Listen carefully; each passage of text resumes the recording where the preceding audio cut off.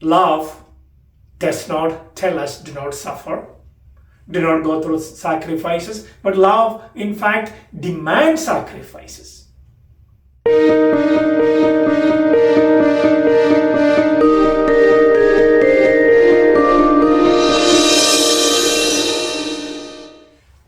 Good morning, family and friends.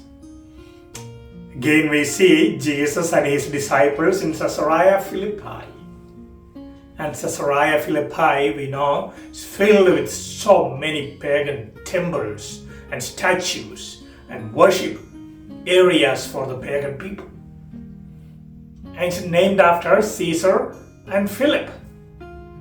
Standing in the midst of all those temples and statues, Jesus asking his disciples two questions.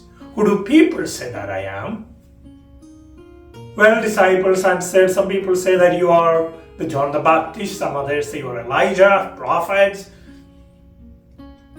Then he asked them a very personal question. Who do you say that I am? Well, that was a surprise question for all of them, yeah? They were not expecting that question. But Peter came up with the right answer.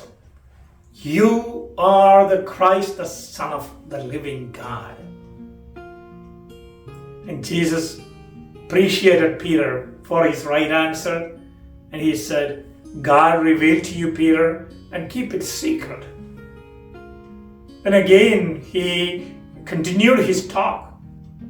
Now, it's not just the Christ, the Anointed One, and his mission to go through the suffering, persecution, and the cross, death on the cross, and the resurrection. Peter couldn't take it. Just a minute ago, he said, you are the Christ, the Son of the living God. You're the Messiah. Now, Peter began to rebuke him. No, let this thing not happen to you.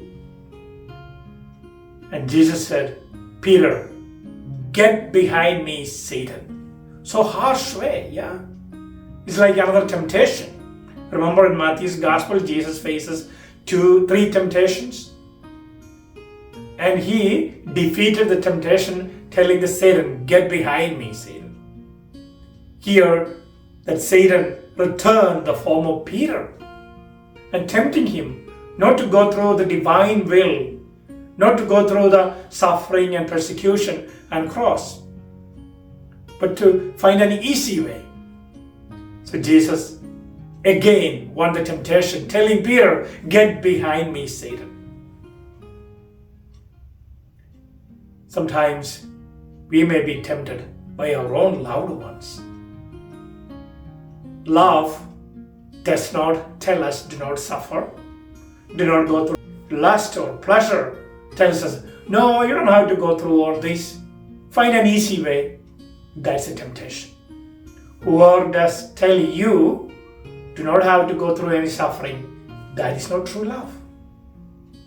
We should recognize what is tempting us not to go through sufferings and sacrifices, and recognize the Son of God in our own life. May God bless us. Amen.